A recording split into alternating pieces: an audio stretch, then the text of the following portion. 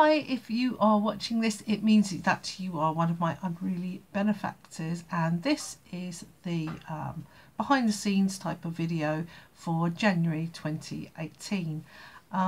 Thank you very much for sticking by me in the past month. I'm afraid I haven't been as productive on my channel as I would normally like to be, but as you know, a lot of things have happened. My mum died, and then we had Christmas, and then I think it was after that they ripped all the doors and windows out in my house, thanks to the housing association. So that was chaos, and everything in here is still sort of moved around and chaotic because in order to be sort of put out of the way, because it's quite a small room and taking the window out was quite a big job. And then I had to go down to Kent for my mum's funeral. I spoke there, and then I had to stay down there for pretty much a week helping my brother to clear my mum's house, which was insane. Oh my goodness, I'm probably going to make a video at some point when I feel a bit better about Swedish death cleaning, I think it's called, but basically about how when you get older you should declutter, because otherwise you're going to leave your kids with a hell of a mess. And I must admit, my mum's house was a nightmare to declutter and to clear. The charity got lots of stuff. The rubbish tip got quite a lot of stuff, and me and my brother had some very lovely things that used to belong to my mum and my ancestors. But yeah, it was hard. It was hard. So anyway, I'm back now. I'm making this video. This is going to be kind of disjointed. None of it's from Kent or the funeral or anything. This is all bits that happened. Mostly we're getting the windows and doors out of our house, I think. There's a lot of Dave in it. There's no Brandon in it really. But please, you know, stick with me. I'm going to do a video coming up about this. Oh, sorry if you can see that, which is eraser clay. I'm going to see what that's like, if it's any good, and I've got a few other bits and pieces lined up as well. I know what I'm going to do in the coming month. It's just getting myself together and doing it. Been very up and down, but you know, we've had some laughs. It's not all been down. So I will hand you over to myself now, and I haven't done a lot of editing. What I want to do is just fade in and out and give you little shots of what's been going on, and I hope you'll forgive me for how disjointed it is, but I hope you'll enjoy the kind of guerrilla film making nature of it. Thank you so much for all your support. It means the world to me, and yeah, I can't tell you, because you feel really bad when you said you're going to do something you don't do it, so I will make up for it. So anyway, on with the show.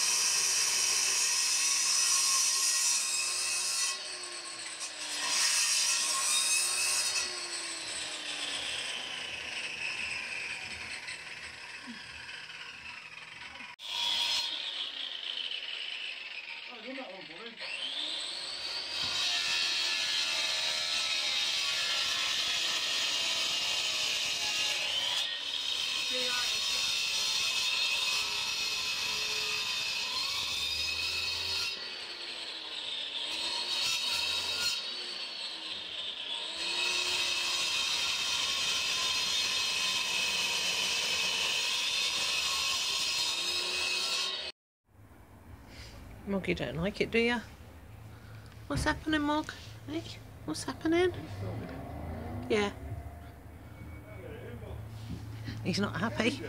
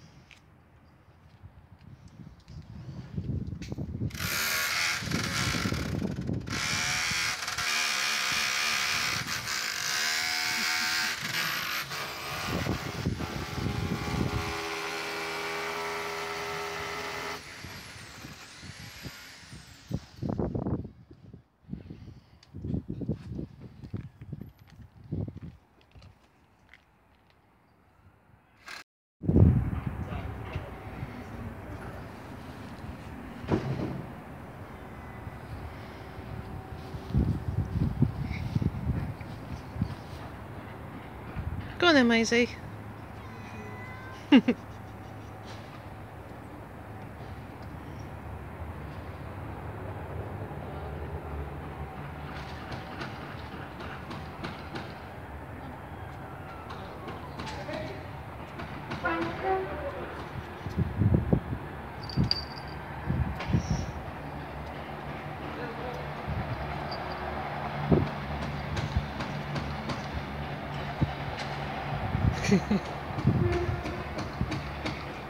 Got a chance to get through a window. Yeah.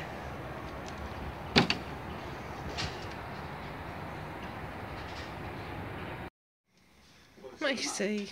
Doing both. She came in, then she went out again. She's got to try both directions.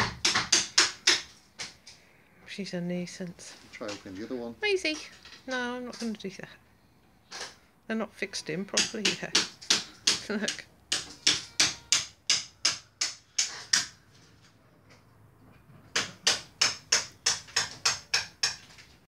Okay, here we are with the new door, and Dave is drilling so that we can put the doorbell back on, because the people who fitted the door didn't replace the doorbell, did they, Dave? No. No, so they we've got some wires hanging. Thought it'd be funny to just leave it the live wire hanging out. These are connected to the mains. Yeah. I've turned them off. We've had to you had to disconnect the downstairs lights, didn't you? Yeah.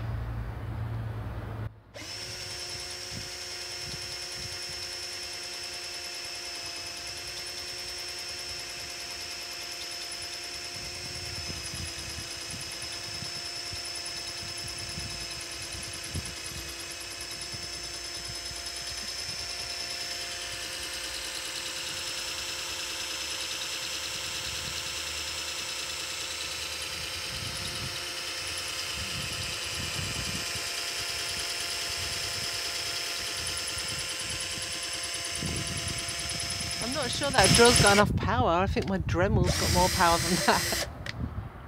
It doesn't really drill though. It does. Okay, Dave, the last time we saw you, you were drilling. Do you want to explain what's happening now? Yeah, it's next day now. It didn't take me all day to do it, but it did get a bit too dark to film because my incredibly high-powered drill took quite a long time to get through the brick. So it was not good. And it was dark. It was in very the end. dark. Yeah. So now we have actually installed the bell. I think I need to open the door for you to hear it. The amount of cat hair on your hoodie. You just pick this up and put it on. Yeah. Yeah, sorry, let's give you some props for the fact that you mended the doorbell. Yeah. So, yeah, thank you, Dave. Good job. Mm-hmm. And that's a vitamin B12 patch on your neck. Yeah. Because you have pernicious anemia. Yeah, I'm not giving Another up smoking. behind the scenes fact there. Yes. You've not given up smoking, no? No, I never smoked. All right, then. Thank you, Dave. Let's go indoors. Bye-bye.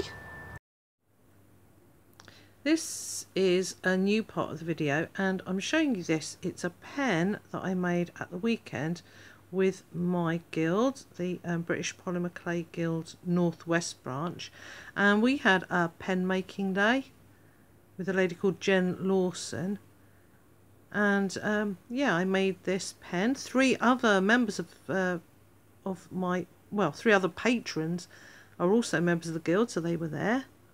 So big shout out to them, and we all made pens and we absolutely loved them. So I decided to invest in a pen press because I really am determined to make more pens like this. And they're not very expensive to make. I've got a kit of pen parts here, and they're like just under £10 for 5. And the pen press was £55. And yeah, it arrived today. Really exciting looking. I've got to get it working properly. And excuse me, and it arrived in this box. I've got the instructions there. I just can't wait to give it a go, but I've got to find out what order we put these parts in. Basically, you're decorating these little metal tubes. There's like 2 in each pen. So we decorate those with polymer clay, and then all these parts go together in the pen press to be assembled. And as we can see, completely determined not to focus. Ah, there it is. It's really pretty. one quick story about the pen press. It arrived in a long, thin box, so it was longer than that box there, and just a bit wider. And I unpacked it all and put it on the floor. Now, as you know, we have 6 cats, and cats love boxes, and Zool is normally a very well-behaved cat, and he does love boxes. So he had a sniff around, and he got into the box this arrived in. And I thought, that's so cute. Look, he's going to try and sleep in a long, thin box. And he sort of pulled around a bit with the paper that it was packed in. And I was just about to reach my camera when I thought he looked like he might be squatting. So Zool, who is a cat who so far I have trusted indoors, proceeded to go for a wee in the box that this arrived in, followed by a bit of like chaos and us throwing Zool out and me scrubbing cat wee off the carpet because I lifted the box up and it tipped out. So yeah, the glamour of cat ownership there, and still cats still behaving a little bit weirdly, but touch wood, they've been a lot better now that they've got over the trauma of Leela being here, and they've got over the trauma of all the windows being pulled in and out, you know, to a certain extent. Clearly not completely got over it. Yeah, so story of my life there. But yeah, this is amazing, really fun, and I don't think I'd have to make too many pens for it to pay for itself, although, yeah, as Dave keeps saying to me, it's going to be good for videos and demonstrations and fun. I don't have to sort of manufacture pens until it's paid for, necessarily. I do other things. Anyway, I hope you enjoyed looking at the pen press, and I guess I'll be going on to the next part of the video. Okay, so this is our new front door, and excuse all the dirty walls and things. We need to repaint. We had a flood from under our bath which soaked all down the wall there. But yeah, our new front door is, we love it. I'll just pan up a little bit. Hi Dave, I'm showing you as well, dear. But it does make a noise which frightens the life out of our cats, so let me just see if Dave can demonstrate that. Not that one. Not that one, she wasn't frightened. I don't know if you really picked that up, so I'm just gonna, oh, it's gone out of focus for some reason. Okay, I'm just going to close in a little bit and see if we can get more of the sound on that, just in case it didn't. Go, Dave. And hopefully you heard that. So it's a very loud noise indeed, isn't it, Dave? Like an airlock. Yeah, it is. Absolutely terrifying. It is. The start get used to it, apart from Reggie and Mog. They just go running. Oh look, you can see reflected in the door handle that I'm wearing pyjama trousers. Okay, I'm going to cut here and then we're going to have a little chat about what you've been up to lately, Dave. Okay. Okay, Dave, we've just demonstrated the front door. I don't know if I should have said that. This might be out of sequence, but yeah. Let's assume we did. Just do that. But you've also got some news, haven't you? I've kind of spilled the beans, but you can say it yourself. What's happened? I passed my driving test. You did. You passed your driving test, which is fantastically good news. Yeah. Was it hard? It depends how you measure hard, I guess. What you really want me to say is how many times I attempted my driving test. Oh, you can make assumptions. Go on then. How many times did you take your driving test, Dave? 8. The camera's wobbling now. Yeah. 8 times. You took it 8 times. I will point out for any Americans watching that the British driving test is one of the hardest in the world, although most people don't take 8 times to pass it. Plenty do though, Dave. The pass rate's like 48%. Is it? Yeah. What you mean on every level, isn't it? On every level, time. Every time. So I think you did really well. You didn't give up, which was amazing. And now you can just like get in a car and drive it around and stuff. Yeah. Which is very exciting, isn't it? Yeah, it's something really good for us because we haven't had a car since we've been together. So. No, we haven't. And sorry, it's wobbling again. What else have you done? Because Arshad, your driving instructor, you became very friends with him, didn't you? Very good friend. Yeah, well, I was being instructed for quite a long time. You really bonded. He used to go to mosque while you popped in to get our shopping during some lessons too, didn't he? Yeah. So, what have you done? Because obviously you're going to miss Arshad. What have you decided to do? I've booked an advanced driving course with Arshad. So that you can practice on the motorway, because in the UK, learners aren't even allowed on the motorway, are they? No, you're not allowed to drive on the motorway at all if you got a provisional license. If you're German, that's an Autobahn. Mm-hmm. If you're American, it's a freeway. Yeah, so you're not allowed to drive on that at all unless you have qualified. So now you've qualified, you can either practice like some people do and hope that it goes well, or you can get Arshad to give you an advanced driving course. Yeah, or you can just go straight on it yourself and hope for the best. But I thought probably having a bit of instruction would help, because the fastest I've driven is like 45 miles an hour. And the speed limit on the motorway is 70 miles an hour. So I thought it might be nice to put a little bit of practice on Absolutely. there. And it brings your insurance costs down, having the Pass Plus It does. So. Yep, well, and you can't fail that one. No, so that's useful, isn't it? At one point I passed my theory test first time. And right? you passed it with a high enough score to, once you've done a few years of driving, to become a driving instructor, didn't you? Yes. I mean, you did amazingly well on the theory test. Yeah, and then just terrible on the practical test. Well, repeatedly. Well, no, I did all right. I kept failing with really low number of faults. yeah. So- Arshad said he'd never seen anyone coming out with such a clean sheet of paper, but Yeah. still having failed on some kind of fatal error. Yeah, no fatal error. Let's not exaggerate too much. I survived every single driving test, and so did the examiner.